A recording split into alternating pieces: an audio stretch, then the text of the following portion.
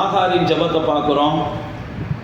21 அதிகாரத்தில் ஆகார் என்ன செய்கிறாங்கன்னா, இப்படிப்பட்ட சூழ்நிலையில் அவங்க கடந்து போகிற சூழ்நிலையை பார்க்குறோம். அப்போ அவங்க சத்தமிட்டு அழுதார்கள் அப்படின்னு சொல்லி 16வது வசனம் போட்டிருக்குது. அவங்க சத்தமிட்டு அழுத உடனே தேவன் என்ன செஞ்சாராம், வானத்திலிருந்து கேட்டார்.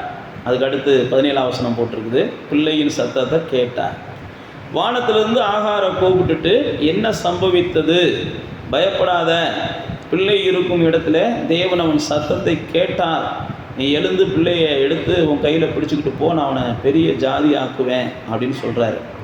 அடுத்து பார்த்தீங்கன்னா 19வது அதிகாரத்தில் அந்த அம்மா இனத்துக்கு அழுதாங்களோ அந்த அழுகைக்கு என்ன செய்கிறா, ஆண்டவர் பதில் கொடுத்து அந்த அம்மாவுடைய அழுகையை மாற்றுகிறத பார்க்குறோம். கண்களை திறந்தா ஒரு தண்ணீர் துறவை பார்த்தாங்க, போய் துருத்தியில் தண்ணி நிரப்பி பிள்ளையையும் குடிக்க கொடுத்தாங்க. அதுக்கப்புறம் அந்த பிள்ளையோடு தேவன் இருந்தார் அப்படின்னு நம்ம பார்க்குறோம்.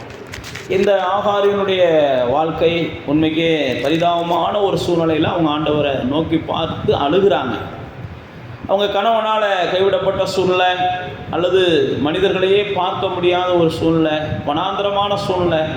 அப்படி எது நடந்தாலும் பரவாயில்ல, நம்ம பையன் இருக்கிறான்ல, நானும் நம்ம பையனமாக வாழ்ந்துட்டு போவோம் அப்படின்னு சொல்லித்தான் அவங்க வாழ்க்கையை எது நடந்தாலும் பரவாயில்ல அப்படின்னு போகிறாங்க. போகிற சூழ்நிலையில் அந்த பையனுக்கும் ஒரு ஆபத்து வந்துடுது.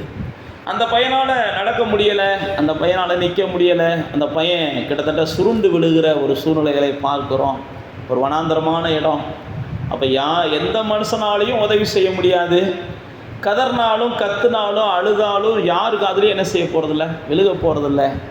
அப்போ தான் ஆகார் என்ன செய்கிறாங்க, என்ன செய்கிறது தெரியாமல் தவித்து கொண்டு இருந்த நேரத்தில் தான் ஆண்டவர் அந்த அம்மாவின் சத்தத்தை கேட்கிறார். ஏன் அந்த அம்மாவின் சத்தத்தை ஆண்டவர் கேட்டார் அப்படின்னா, ஆண்டவர் அந்த அம்மாவை ஆபிரகாமின் நிமித்தம் நேசித்தார். அந்த அம்மாவை ஆபிரகாமின் நிமித்தம் ஆண்டவர் நேசித்தார்.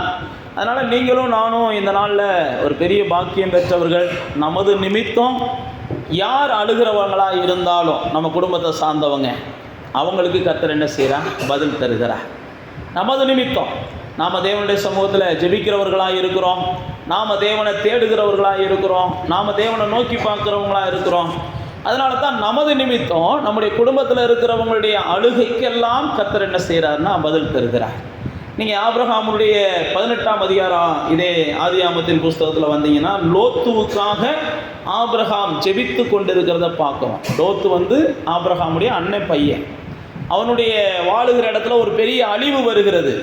உடனே ஆண்டவர்கிட்ட போய் ஆபிரகாம் ஜெபிக்கிறார், ஜெபித்து கொண்டே இருக்கிறார். ஆனாலும் அங்கே பார்த்தீங்கன்னா அந்த ஜெபத்துக்கான பதில் கிடைக்காதது மாதிரியே சூழ்நிலைகள் இருக்கிறது. சூழ்நிலைகள் இருந்த உடனே ஆபிரகாம் என்ன செஞ்சிட்டாரு, நம்ம ஜெபத்துக்கு பதில் இல்லாமல் போயிடுச்சு அப்படின்னு சொல்லி சோர்வாகி போயிடுறாரு. ஆனால் வேதத்தில் போட்டிருக்கு 19ஆம் அதிகாரத்துக்கு வந்தீங்கன்னா, ஆபிரகாமை நினச்சி ஆண்டவர் லோத்தையும் அவனுடைய குடும்பத்தையும் என்ன செஞ்சாராம், காப்பாற்றினாராம். இப்போ இந்த ஆகாருக்கும் கூட அதே சூழ்நிலை தான். ஆகார் ஆபிரகாமுடைய வம்சத்தை கட்ட வந்த இன்னொரு பெண்மணி.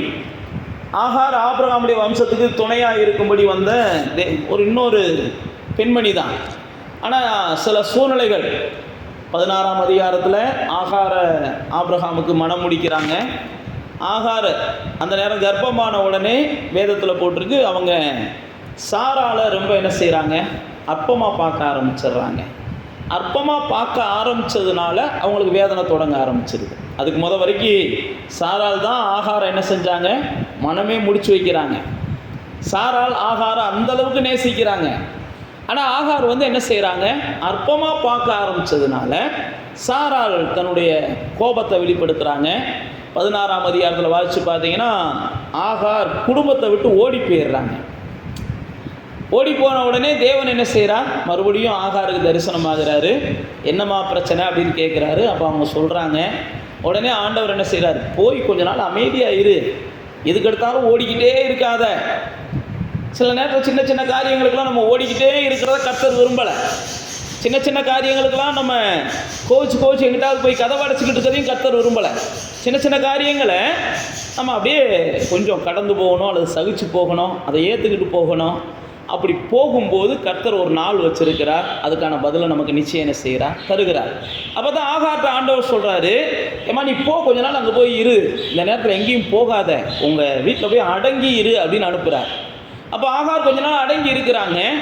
அடங்கி இருக்கிற அந்த காலகட்டங்களில் தான் ஆகாருக்கு குழந்தை பிறந்து அந்த குழந்தை வளர ஆரம்பிச்சிருது. இந்த சூழ்நிலையில் மறுபடியும் தேவன் என்ன செய்கிறார், அந்த சாராளுடைய வாழ்க்கையிலையும் குழந்தை உருவாவதற்கு 21ஆம் அதிகாரத்தில் ஆண்டவர் உதவி செய்கிறார். அப்படி குழந்தை உருவான உடனே குழந்தை 2 குழந்தையும் வீட்டில் சண்டை போட ஆரம்பிச்சிருது. ஆகாருடைய குழந்தையும் சாராளுடைய குழந்தையும் அப்படி சண்டை போட ஆரம்பித்த உடனே ஆகார் என்ன செய்கிறாங்க, ஆகாருடைய குழந்தை பெரிய குழந்தை, சாராளுடைய குழந்தை சின்ன குழந்தை, சண்டை போட ஆரம்பித்த உடனே ஆகாருக்கும் சாராளுக்கும் சண்டை வந்துடுது. பொதுவாகவே வீட்டில் அப்படி நடக்கும்ல, ஒரு சின்ன சின்ன குழந்தைகளுக்கு சண்டை வந்துச்சுன்னா அடுத்து என்ன செஞ்சிடும், பெரியவங்களுக்கு அடுத்தடுத்து வர ஆரம்பிச்சிடும். அப்படி வந்த உடனே தான் ஆகார் சாராள் ரொம்ப டென்ஷன் ஆகி இந்த பொம்பளை எங்கிட்டாவது என்ன செய், அனுப்பிவிடு அப்படின்னு சொல்லி தன்னுடைய புருஷனோடு மல்லு கட்டுறாங்க. சில நேரத்தில் மல்லு கட்டுறாங்கன்றதுக்காக நம்ம முடிவு எடுத்துடக்கூடாது. ஆபிரகாம் அப்படி தான் முடிவு எடுக்கலை அவர். ஆனால் தேவன்கிட்ட அவருக்கு சத்தம் வருது, எப்பா சாராள் சொல்கிறத கேளு, அந்த பிள்ளையை நீ அனுப்பிவிடு, அந்த பிள்ளையை நான் பார்த்துக்கிறேன், அந்த பிள்ளையை நான் ஆசீர்வதிக்கிறேன். சில நேரத்தில் சமாதானத்தை ஏற்படுத்துவதற்காக சில நேரத்தில் சில காரியங்களை பிரித்து வைக்க வேண்டிய சூழ்நிலைகளை ஆண்டவர் உருவாக்குவார். சமாதானம் நமக்கு முக்கியம். இந்த பிள்ளையும் அந்த பிள்ளையும் ஒன்றா இருந்தால் சண்டை வருது, அப்போ அந்த பிள்ளைய கொஞ்ச நாள் என்ன செய்வோம், தள்ளி இருப்போம். இல்லை இந்த பிள்ளையும் அல்லது இவங்களோட அவங்களோட சேர்ந்து இருந்தால் இதாக இருக்குது கொஞ்ச நாள். இதெல்லாம் வேதத்தில் நமக்கு தேவன் கொடுத்துருக்கிற சின்ன சின்ன ஆலோசனைகள். ஆக மொத்தம் குடும்பங்கள் என்ன செய்யணும், சமாதானமாக இருக்கணும், சந்தோஷமாக இருக்கணும். நீங்கள் பார்த்தீங்கன்னா ஏசாவுக்கும் யாக்கோவுக்கும் சண்டை வந்துக்கிட்டே இருக்குது. உடனே ஏசா என்ன செய்கிறார், யாக்கோப்பை நான் ஒரு நாள் கொல்லாமல் விட மாட்டேன்றார். உடனே வேத புஸ்தகத்தில் போட்டிருக்கு, அவங்களுடைய தாய் தகப்பன் ஈசாக்கும் ரெபேக்காலும் யாக்கோப்பை கூப்பிட்டு, எப்பா சகோதரர்கள் நீ சண்டை போட்டுக்கிட்டே இருக்கீங்க, உன்னை அவன் கொல்ல போகிறேன்றியா, நீ ஏதாவது ஒன்றும் பண்ணிடக்கூடாது, அதனால் கொஞ்ச நாள் நீ உங்கள் தாய் மாமா வீட்டுக்கு போப்பான்னு அனுப்பி வைக்கிறாங்க. அப்போ அவங்க யாக்கோப்பு கொஞ்ச நாள் அவங்க தாய் மாமா வீட்டுக்கு போகிறாரு. தாய் மாமா வீட்டுக்கு போகிற அந்த யாக்கோப்பு தான் அங்கேருந்து என்ன செய்கிறார், 12 பிள்ளைகளோட பெரிய ஆசீர்வதிக்கப்பட்ட ஒரு சந்ததியாக திரும்ப வருகிறார். அப்போ சில நேரம் நம்ம பிரித்து வச்சிருக்கிறது நஷ்டத்தை ஏற்படுத்தாது. சமாதானத்துக்கு ஏதுவாக சில விஷயங்களை செஞ்சோம் அப்படின்னா அது பெரிய ஆசீர்வாதத்தை கொண்டு வரும். இதே மாதிரி தான் வேத புஸ்தகத்தில் ஆபிரகாமுக்கும் லோத்துவுக்கும் வாக்குவாதம் வருது. லோத்துடைய வேலைக்காரங்களுக்கும் ஆபிரகாமுடைய வேலைக்காரங்களுக்கும் பிரச்சனை வருது. உடனே லோத்துவும் ஆபிரகாமும் சண்டை போடக்கூடிய சூழ்நிலை வரும்போது ஆபிரகாம் என்ன செய்கிறாரு, லோத்துவை கூப்பிட்டு, நம்ம சண்டை போடக்கூடாது, நம்மெல்லாம் சகோதரர்கள், நீ எந்த பக்கம் வலது பக்கம் போனேன்னா நான் இடது பக்கம் போய்க்கிறேன், நீ மேற்க போனேன்னா நான் தெற்க போய்க்கிறேன், ஆக மொத்தம் நம்ம சண்டை இல்லாமல் என்ன செய்வோம், பிரிஞ்சுக்கிடுவோம்.